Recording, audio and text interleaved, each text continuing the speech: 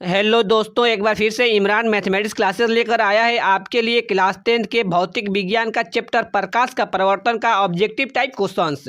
तो अगर आप अभी तक इस चैनल को सब्सक्राइब नहीं किए हो तो चैनल को सब्सक्राइब करें और साथ में बेल आइकन को भी प्रेस करें, जिससे कि इस प्रकार के मैं कोई भी वीडियो अपलोड करूँ तो उसका नोटिफिकेशन आपको सबसे पहले मिले। तो आइए हम बिना टाइम वेस्ट किए अपने क्वेश्चन तब चलते हैं। इसमें हमारा पहला क्वेश्चन है, प्रकाश के परिवर्तन के कितने नियम होते हैं, यानी प्रकाश के परिवर्तन के कितने नियम हैं। तो इसका करेक्ट ऑप्शन हो जाएगा ऑप्शन बी, दो नियम है। प्रकाश के परिवर्तन के दो नियम होते हैं, इसका करेक्ट ऑप्शन ऑप्शन बी हो जाएगा। तो अब हम अपने अगले क्वेश्चन तब चलते हैं। इसमें हमारा अगला क्वेश्चन है, परिवर्तन के नियम से निर्धारित होता है, यानी इनमें से कौन है जो प्रकाश के परिवर्तन के नियम है। तो इसका करेक्ट ऑप्शन हो जाएगा ऑप्शन ए, आपतन कोण बराबर परिवर्तन कोण। यानी प्रकाश के परिवर्तन का नियम होता है एक, कोण आई इज इक्वल टू कोण आर, यानी आपतन कोण बराबर होता है परिवर्तन कोण के। तो अब हम अपने अगले क्वेश्चन तब चलते हैं। इसमें हमारा अगला क्वेश्चन है, किस दर्पण में बड़ा प्रतिबिंब बनता है, यानी किस दर्पण द्वारा बड़ा प्रतिबिंब बनता है। तो इसका करेक्ट ऑप्शन हो जाएगा ऑप्शन बी, केवल अवतल दर्पण द्वारा वस्तु का बड़ा प्रतिबिंब बनता है, इसका करेक्ट ऑप्शन ऑप्शन बी हो जाएगा। और साथ ही यह अवतल दर्पण है वह वास्तविक और काल्पनिक दोनों प्रकार के प्रतिबिंब बनाता है, जबकि समतल और उत्तल दर्पण केवल काल्पनिक प्रतिबिंब बनाता है। तो अब हम अपने अगले क्वेश्चन तब चलते हैं। इसमें हमारा अगला क्वेश्चन है, गोलीय दर्पण में फोकसांतर एवं वक्रता त्रिज्या के बीच संबंध है, यानी कि इनमें से कौन है संबंध जो फोकसांतर और वक्रता त्रिज्या के बीच का संबंध है। यानी फोकसांतर यानी फोकस दूरी को लिखते हैं हम एफ से, यानी एफ है, और यहाँ पर है वक्रता त्रिज्या यानी आर को लिखते हैं, यानी एफ और आर के बीच में कौन सा संबंध होता है।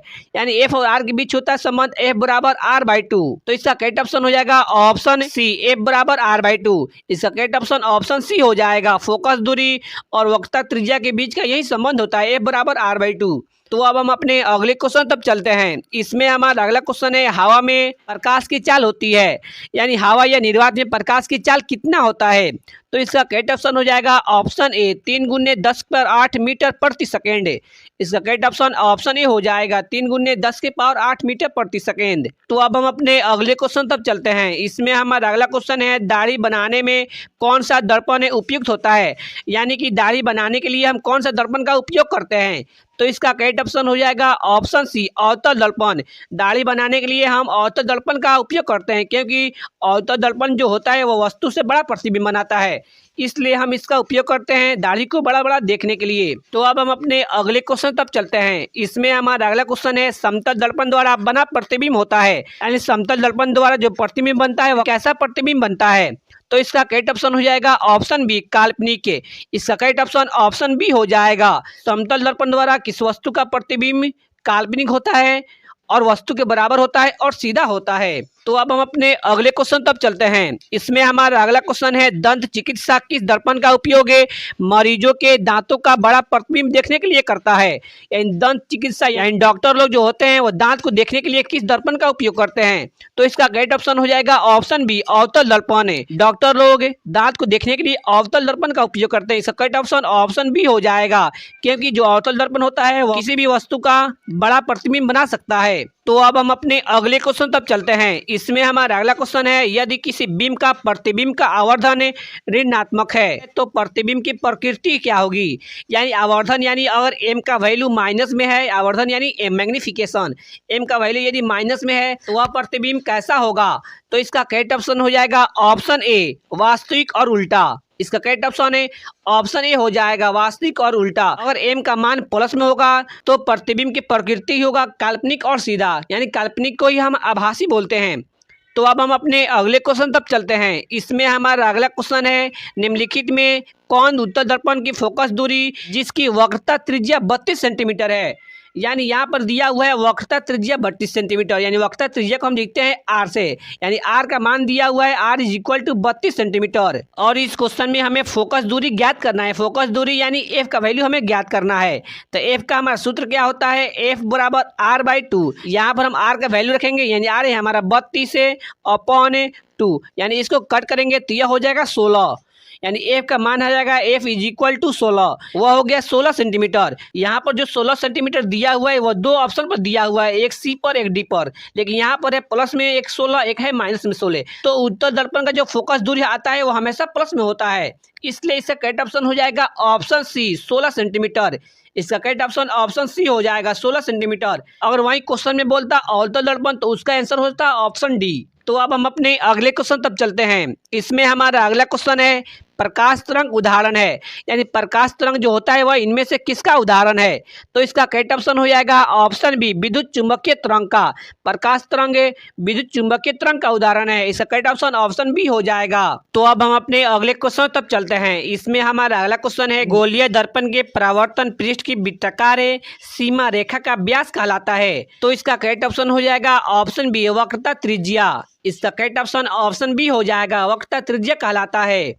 तो अब हम अपने अगले क्वेश्चन तब चलते हैं। इसमें हमारा अगला क्वेश्चन है दर्पण सूत्र है, यानी इनमें से कौन है जो दर्पण सूत्र है। हमारा दर्पण सूत्र होता है 1/b प्लस 1/u बराबर होता है 1/f का। तो इसका करेक्ट ऑप्शन क्या हो जाएगा, इसका करेक्ट ऑप्शन हो जाएगा option D 1/b plus 1/u बराबर 1/f। इसका करेक्ट ऑप्शन है ऑप्शन डी हो जाएगा। दर्पण सूत्र हमारा होता है 1/b प्लस 1/u बराबर 1/f। यहाँ पर जो भी है वह प्रतिबिंब की दूरी है और यू है जो वस्तु की दूरी है और एफ है जो दर्पण की फोकस दूरी है। तो अब हम अपने अगले क्वेश्चन तब चलते हैं। इसमें हमारा अगला क्वेश्चन है किस दर्पण में केवल आभासी प्रतिबिंब बनेगा, यानी इनमें से कौन सा दर्पण है जो केवल आभासी प्रतिबिंब, यानी आभासी को ही हम बोलते हैं काल्पनिक प्रतिबिंब, यानी कौन सा इसमें से दर्पण है जो आभासी सिर्फ प्रतिबिंब बनाता है।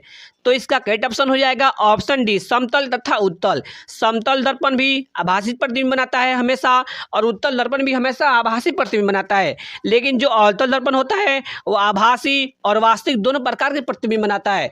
यहाँ पर है केवल पूछ रहा है, यहाँ पर पूछ रहा है केवल आभासी प्रतिबिंब, तो समतल और उत्तल दर्पण ही केवल आभासी प्रतिबिंब बनाता है। तो अब हम अपने अगले क्वेश्चन तब चलते हैं। इसमें हमारा अगला क्वेश्चन है समतल दर्पण में प्रतिबिंब की प्रकृति क्या होती है, यानी समतल दर्पण द्वारा बना प्रतिबिंब कैसा होता है। तो हम पहले बता चुके हैं कि समतल दर्पण द्वारा केवल काल्पनिक या आभासी प्रतिबिंब बनता है। काल्पनिक प्रतिबिंब को ही आभासी प्रतिबिंब कहा जाता है, यानी इसका करेक्ट ऑप्शन हो जाएगा ऑप्शन डी आभासी और बराबर। समतल दर्पण द्वारा बना प्रतिबिंब का आकार वस्तु के बराबर होता है और आभासी होता है। आभासी को ही हम बोलते हैं काल्पनिक। तो अब हम अपने अगले क्वेश्चन तब चलते हैं। इसमें हमारा अगला क्वेश्चन है गोलीय दर्पण की फोकस दूरी उसकी वक्रता त्रिज्या की है, यानी कितनी होती है। गोलीय दर्पण की जो फोकस दूरी होती है वह वक्रता त्रिज्या की कितनी होती है। तो हम जानते हैं कि हमारा फोकस दूरी यानी एफ है और वक्रता त्रिज्या यानी आर के बीच का हमारा संबंध होता है F is equal to r/2। तो यहाँ पर हम देख रहे हैं कि जो हमारा फोकस दूरी है वह वक्रता त्रिज्या यानी आर का कितना है अपॉन 2 यानी आधा। 1/2 को बोला जाता है आधा, तो यहाँ पर है आधा होती है। इसका करेक्ट ऑप्शन हो जाएगा ऑप्शन ए आधी होती है। इसका करेक्ट ऑप्शन है ऑप्शन ए हो जाएगा। गोलीय दर्पण की फोकस दूरी वक्रता त्रिज्या की आधी होती है, इसका करेक्ट ऑप्शन ऑप्शन ए हो जाएगा। तो अब हम अपने अगले क्वेश्चन तब चलते हैं। इसमें हमारा अगला क्वेश्चन है गोलीय दर्पण की वक्रता त्रिज्या उसकी फोकस दूरी की होती है, यानी वक्रता त्रिज्या यानी आर है और फोकस दूरी यानी एफ है के बीच का क्या संबंध होता है। तो हम जानते हैं कि हमारा एफ है और आर के बीच का संबंध होता है F is equal to r/2। यहाँ पर अगर हम क्रॉस मल्टीप्लाई करते हैं यानी 2 में f से गुना करेंगे तो ये हो जाएगा 2f इज इक्वल टू इधर हो जाएगा r। तो यहाँ पर हम देख रहे हैं कि यहाँ पर हमें पूछ रहे हैं वक्रता त्रिज्या कितना होता है फोकस दूरी का। तो यहाँ पर हम देख रहे हैं कि यह जो वक्रता त्रिज्या यानी r है वह फोकस दूरी का 2 से गुना है, इसलिए इसका करेक्ट ऑप्शन हो जाएगा ऑप्शन बी 2 गुना होती है। इसका करेक्ट ऑप्शन है ऑप्शन बी हो जाएगा 2 गुना। अगर वहीं पूछता फोकस दूरी वक्रता त्रिज्या कितना होता है तो वो होता आधा। इसमें आप कंफ्यूज हो सकते हैं, इसलिए इसको आप बढ़िया से याद कर लीजिएगा।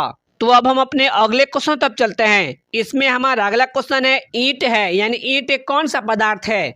तो इसका करेक्ट ऑप्शन हो जाएगा ऑप्शन बी अपारदर्शी पदार्थ है, यानी अपारदर्शी पदार्थ होता है यानी उस पर अगर हम प्रकाश डालेंगे तो उस पर से प्रकाश पार नहीं करेगा, वही होता है अपारदर्शी पदार्थ है। यानी ईंट पर अगर हम प्रकाश की रोशनी को डालेंगे तो प्रकाश की रोशनी पार नहीं करेगा ईंट का, इसलिए वह हो जाएगा अपारदर्शी पदार्थ है। और पारदर्शी पदार्थ होता है जिससे प्रकाश से पार कर जाए। तो अब हम अपने अगले क्वेश्चन तब चलते हैं। इसमें हमारा अगला क्वेश्चन है एक उत्तल दर्पण में बना प्रतिबिंब हमेशा होगा, यानी उत्तल दर्पण द्वारा बना प्रतिबिंब कैसे होता है। तो हम बता चुके हैं कि उत्तल दर्पण में जो प्रतिबिंब बनता है वह हमेशा काल्पनिक होता है, काल्पनिक या उसको आभासी बोलते हैं। तो यहाँ पर लेकिन यहाँ पर एक काल्पनिक ऑप्शन बी में है, एक ऑप्शन डी में है। लेकिन यहाँ पर ऑप्शन बी में है हराशित और ऑप्शन डी में है आवर्धित। यानी इसका मतलब होता है छोटा और इसका मतलब होता है आवर्धित मतलब होता है बड़ा। तो इसका करेक्ट ऑप्शन हो जाएगा ऑप्शन बी, काल्पनिक और हराशित। इसका करेक्ट ऑप्शन ऑप्शन बी हो जाएगा। उत्तल दर्पण द्वारा बना प्रतिबिंब में काल्पनिक होता है और वस्तु से छोटा होता है। तो अब हम अपने अगले क्वेश्चन तब चलते हैं। इसमें हमारा अगला क्वेश्चन है, हमारे आंखें जो देख सकती है वे वस्तुएं होती है। यानी जो हमारी आंख जो देख सकती है वो वस्तुएं कौन सी वस्तुएं होती है। यहाँ पर ऑप्शन ए है दीप्त, अदीप्त, अदीप्त को प्रदीप्त कहा जाता है, और सी में है दीप्त या प्रदीप्त। तो दीप्त वस्तुएं होती है जो स्वयं प्रकाश उत्सर्जित करती है, और प्रदीप्त जो होती है जो दूसरे के प्रकाश से प्रकाशित होती है। तो यानी हम दोनों प्रकार के वस्तुओं के देख सकते हैं, इसलिए इसका करेक्ट ऑप्शन हो जाएगा ऑप्शन सी, दीप्त या प्रदीप्त। इसका करेक्ट ऑप्शन ऑप्शन सी हो जाएगा, दीप्त या प्रदीप्त।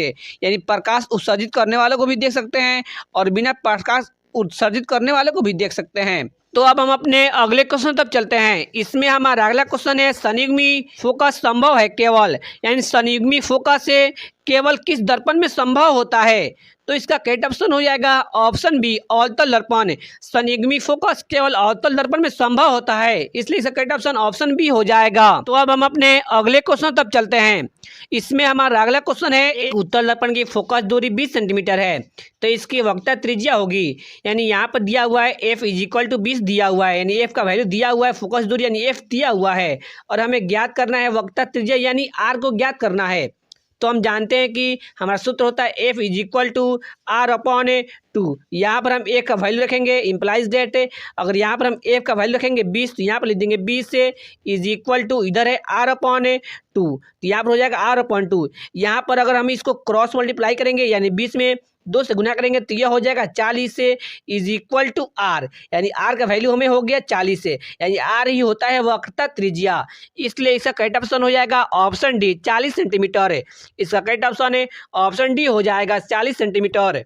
तो अब हम अपने अगले क्वेश्चन तक चलते हैं। इसमें हमारा अगला क्वेश्चन है, किसी दर्पण के सामने आप चाहे जितनी दूरी पर खड़े हो आपका प्रतिबिंब सीधा ही बनता है। संभवतः दर्पण है, आप किसी भी दर्पण के सामने आप जितना दूर चाहे उतना दूर खड़े हो, लेकिन उसका प्रतिबिंब केवल सीधा ही बनता है। तो वह दर्पण होता है समतल या उत्तल। इसका करेक्ट ऑप्शन हो जाएगा ऑप्शन डी, समतल या उत्तल। केवल समतल और उत्तल दर्पण ही हमेशा काल्पनिक प्रतिबिंब बनाता है, आप कितनी भी दूरी पर खड़े क्यों ना हो। और जो अवतल दर्पण जो होता है वह स्थिति के हिसाब से प्रतिबिंब बनाता है। तो अब हम अपने अगले क्वेश्चन तक चलते हैं। इसमें हमारा अगला क्वेश्चन है, यदि किसी वस्तु को एक दर्पण के सामने निकट रखने पर प्रतिबिंब सीधा बने किंतु दूर रखने पर उल्टा बने तो वह दर्पण होगा। यानी यहाँ पर स्थिति को जब हम चेंज कर रहे हैं, यानी जब हम निकट रख रहे हैं तो प्रतिबिंब सीधा बन रहा है, और हमें दूर रख रहे हैं तो प्रतिबिंब उल्टा बन रहा है। यानी जब हम स्थिति को चेंज कर रहे हैं तो उसका प्रतिबिंब अलग अलग प्रकार के बन रहा है। तो इसका करेक्ट ऑप्शन हो जाएगा ऑप्शन बी, अवतल दर्पण। केवल अवतल दर्पण ही होता है जो स्थिति के हिसाब से वस्तु का प्रतिबिंब बनाता है। तो अब हम अपने अगले क्वेश्चन तक चलते हैं। इसमें हमारा अगला क्वेश्चन है, यदि किसी वस्तु को एक दर्पण के सम्मुख किसी भी दूरी पर रखने से उस वस्तु का प्रतिबिंब सदैव सीधा और छोटा बनता है तो वह दर्पण होगा। यानी सदैव यानी हमेशा, यानी जब हम किसी दर्पण के सामने किसी भी वस्तु को रखेंगे तो उस वस्तु का प्रतिबिंब हमेशा यानी सदैव यानी हमेशा सीधा बनता है। तो वह कौन सा दर्पण होता है, एक होता है समतल दर्पण और एक होता है उत्तल दर्पण। समतल दर्पण और उत्तल दर्पण ही केवल सीधा प्रतिबिंब बनाता है, लेकिन यहाँ पर छोटा बनता है। तो इसका करेक्ट ऑप्शन हो जाएगा ऑप्शन बी, उत्तल दर्पण। इसका करेक्ट ऑप्शन हो जाएगा ऑप्शन बी, उत्तल दर्पण जो होता है वह वस्तु का सीधा काल्पनिक और छोटा प्रतिबिंब बनाता है, और जो समतल दर्पण होता है वह वस्तु के बराबर प्रतिबिंब बनाता है। यहाँ पर उत्तल और समतल दर्पण दोनों सीधा प्रतिबिंब बनाता है, लेकिन जो उत्तल दर्पण होता है वह छोटा प्रतिबिंब बनाता है, और जो समतल दर्पण होता है वह वस्तु के बराबर प्रतिबिंब बनाता है। तो अब हम अपने अगले क्वेश्चन तक चलते हैं। इसमें हमारा अगला क्वेश्चन है, उत्तल दर्पण में प्रतिबिंब सदैव बनता है। यानी उत्तल दर्पण में प्रतिबिंब कैसा बनता है, तो उत्तल दर्पण में जो प्रतिबिंब बनता है वह काल्पनिक होता है और वो सीधा होता है, वस्तु से छोटा होता है। लेकिन इसमें बोल रहा है कहाँ पे बनता है, तो इसका करेक्ट ऑप्शन हो जाएगा ऑप्शन सी, ध्रुव और मुख्य फोकस के बीच। इसका करेक्ट ऑप्शन हो जाएगा ऑप्शन सी। आप उत्तल दर्पण के सामने वस्तु को कहीं भी रखें, उसका प्रतिबिंब बनता है ध्रुव और मुख्य फोकस के बीच। कहीं कहीं आपको पी और एफ के बीच भी लिखा सकता है, यानी पी का मतलब होता है ध्रुव और एफ का मतलब होता है फोकस दूरी। तो अब हम अपने अगले क्वेश्चन तक चलते हैं। इसमें हमारा अगला क्वेश्चन है, किसी वस्तु को हम तभी देख पाते हैं जब वह वस्तु प्रकाश को, यानी जब हम किसी वस्तु को देखते हैं तो किसके वजह से देखते हैं। तो इसका करेक्ट ऑप्शन हो जाएगा ऑप्शन बी, परावर्तित करके। इसका करेक्ट ऑप्शन हो जाएगा ऑप्शन बी, परावर्तित करके, यानी जब कोई वस्तु प्रकाश की किरण को परावर्तित करेगा तभी हम उस वस्तु को देख सकते हैं। तो अब हम अपने अगले क्वेश्चन तब चलते हैं। इसमें हमारा अगला क्वेश्चन है, किस दर्पण में वास्तविक प्रतिबिंब नहीं बन सकता, यानी कौन सा दर्पण है जो वास्तविक प्रतिबिंब नहीं बना सकता है। हम जानते हैं कि समतल दर्पण और उत्तल दर्पण जो होता है वो वास्तविक प्रतिबिंब नहीं बनाता है। तो यहाँ पर तो उत्तल दर्पण कोई लिखा नहीं हुआ है, इसलिए इसका करेक्ट ऑप्शन हो जाएगा ऑप्शन ए, समतल दर्पण। इसका करेक्ट ऑप्शन है ऑप्शन ए हो जाएगा, समतल दर्पण वास्तविक प्रतिबिंब नहीं बनाता है। तो अब हम अपने अगले क्वेश्चन तब चलते हैं। इसमें हमारा अगला क्वेश्चन है, अवतल दर्पण के फोकस से चलती किरणें परावर्तन के बाद, यानी जब अवतल दर्पण के मुख्य फोकस से होकर जब किरणें चलेगी तो परावर्तन के बाद कहाँ होकर जाएगी। यानी यहाँ पर है हमारा अवतल दर्पण, यह हमारा अवतल दर्पण होता है। और उसके बाद यहाँ पर हम देख लेते हैं किरण आरेख बनाकर। यहाँ पर हमारा होता है मुख्य फोकस यानी एफ होता है, और यहाँ पर हमारा होता है वक्रता केंद्र यानी सी होता है। यानी जब हम प्रकाश की किरण को मुख्य फोकस से होकर गुजारेंगे, यानी ऐसे गुजारेंगे मुख्य फोकस से होकर, यहाँ पर परावर्तित होकर यहाँ पर इसके समांतर हो जाता है, यानी मुख्य से चलती प्रकाश की किरणें परावर्तन के बाद मुख्य अक्ष के समांतर हो जाता है। तो इसका करेक्ट ऑप्शन हो जाएगा ऑप्शन ए, प्रधान अक्ष के समांतर हो जाता है। प्रधान अक्ष को ही मुख्य अक्ष कहा जाता है, इसलिए इसका करेक्ट ऑप्शन हो जाएगा ऑप्शन ए, प्रधान अक्ष के समांतर। तो अब हम अपने अगले क्वेश्चन तक चलते हैं। इसमें हमारा अगला क्वेश्चन है, क्या समतल दर्पण में बने प्रतिबिंब को पर्दे पर उतारा जा सकता है। यानी जो हमारा समतल दर्पण होता है वो हमारा केवल काल्पनिक प्रतिबिंब, काल्पनिक को ही हम आभासी बोलते हैं, यानी समतल दर्पण केवल काल्पनिक प्रतिबिंब बनाता है, यानी हम काल्पनिक प्रतिबिंब को पर्दे पर नहीं उतारते हैं। इसलिए इसका करेक्ट ऑप्शन हो जाएगा ऑप्शन बी, नहीं, समतल दर्पण द्वारा बने प्रतिबिंब को हमें पर्दे पर नहीं उतार सकते हैं। इसका करेक्ट ऑप्शन हो जाएगा ऑप्शन बी। तो यह हमारा लास्ट क्वेश्चन था। तो thanks for watching this video. Please like and subscribe this channels. अगर आपको यह वीडियो पसंद आया होगा तो वीडियो को लाइक करें, और चैनल पर नए हो तो चैनल सब्सक्राइब करें, और साथ में बेल आइकन भी प्रेस करें, जिससे कि इस प्रकार के मैं कोई भी वीडियो अपलोड करूं तो उसका नोटिफिकेशन आपको सबसे पहले मिले। Thanks for watching this video.